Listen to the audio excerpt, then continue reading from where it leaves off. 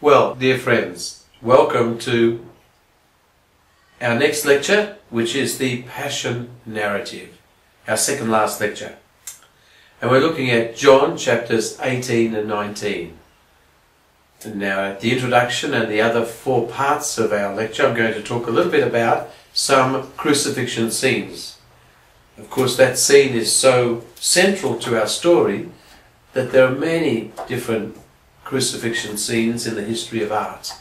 And the first one I'd like to mention is a wooden panel in a doorway at Santa Sabina's church on the Aventine Hill in Rome. And its most extraordinary door, this panel is one of the earliest crucifixion scenes we have. It's certainly the earliest, with two thieves on either side of Jesus. And it comes from the early 6th century. So very ancient indeed. It's made out of wood, and it's a marvel to see. So, the crucifixion, the execution of Jesus. Just a word of introduction now. The early Christians kept a vivid memory of the different events surrounding Jesus' last 24 hours. And the story is basically the same, of course, therefore, in all four Gospels.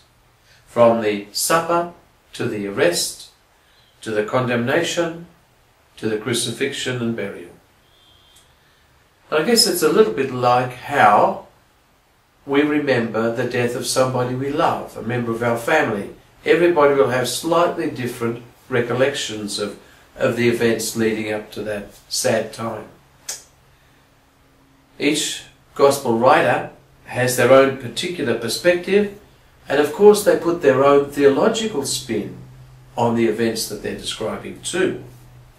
So Mark presents us with a Jesus who is completely abandoned by his disciples, and he endures the crucifixion alone and in an agonized way.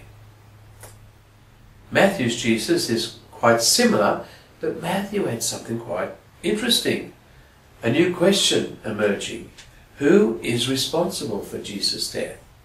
So, we have scenes in Matthew that are only in Matthew. Judas tries to take back and give back the 30 pieces of silver. And he doesn't, and he goes and hangs himself. It's not accepted, and he goes and hangs himself. Pilate's wife has a dream, and so on. And Pilate declares himself innocent of this man's blood. And the people say, his blood be upon us and upon our children. That's Matthew. Luke's Jesus brings us the healing and forgiving Jesus, who, in his dying, prays, Father, forgive them, for they don't know what they're doing. And finally prays, into your hands I commend my spirit. So much more peaceful, forgiving and healing Jesus.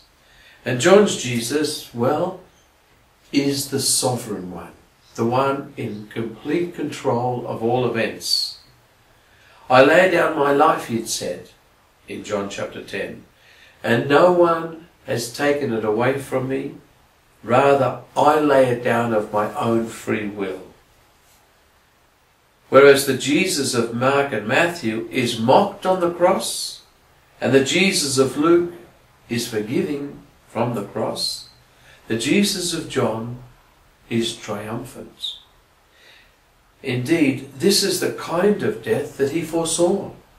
The Son of Man is lifted up, is glorified, as he returns to the Father. We read John's Passion on Good Friday. It's the heart of the liturgy of the Word before we venerate the cross. And in it, of course, we see very clearly the contrast between God's way and the way of human beings. Pilate is at the heart of John's account, the trial before Pilate. And that's also the heart of our faith, isn't it? Because Jesus triumphs over death and over evil. And we believe That's what we do through our faith. So now that's a rather longish introduction, sorry about that, but we need to do that just to situate John within the whole gospel panorama and his particular way of presenting Jesus.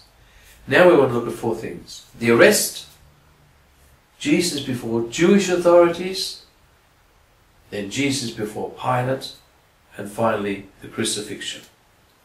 I'd like now to look at our second crucifixion. This is a very beautiful one, and this is Giotto from the early 14th century, 1305, that comes from an extraordinary chapel, totally frescoed by Giotto, the Scrovegni Chapel in Padua. And if you ever get a chance to go there, you only get 10-15 minutes inside, but it's breathtaking in its beauty. Notice the colouring, of course, and the angels all around Jesus. Notice too Mary Magdalene at the feet of Jesus, and then Mary, who's being cared for by John and somebody else. It's very beautiful, very touching crucifixion from Giotto. So the arrest of Jesus, John chapter 18, the first 12 verses. In John's account of the arrest of Jesus, we're in a garden, but the name Gethsemane is not used, nor is there any hint of agony in the garden. You may remember during the last discourse that there was Jesus saying to us, "My soul is sorrowful, my soul is sad." That sort of reminds us of Gethsemane. But in this garden scene of his arrest, he's totally in control. There's no traitor's kiss either. Perhaps again because Jesus is in control and it's he who asks the questions. Verse 4 says this: knowing everything that was going to happen to him, Jesus then came forward and said, "Who are you looking for?" And they answered, "Jesus the Nazarene." And he said, "I am he." And they moved back and fell on the ground. He knows it all, doesn't he? He's master of the whole situation. Who are you looking for? Right back at the beginning of the gospel, we heard that. Who are you looking for? For the first disciples. Come and see.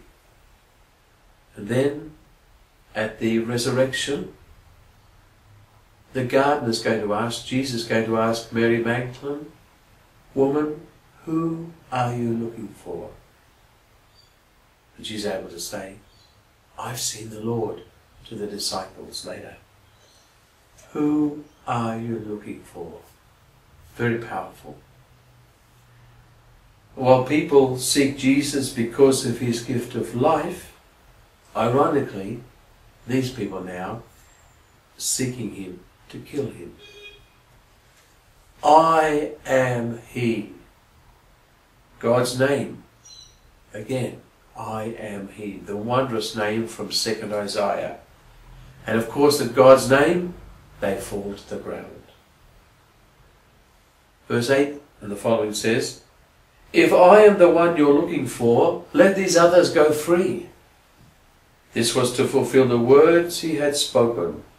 "Not one of those you gave me have I lost." Here, the disciples don't run away out of fear. Jesus arranges for them to be released, to be let go. And interestingly, Jesus seems to cite himself, to quote himself from the Good Shepherd. He is the Good Shepherd still. Not one of those will be lost.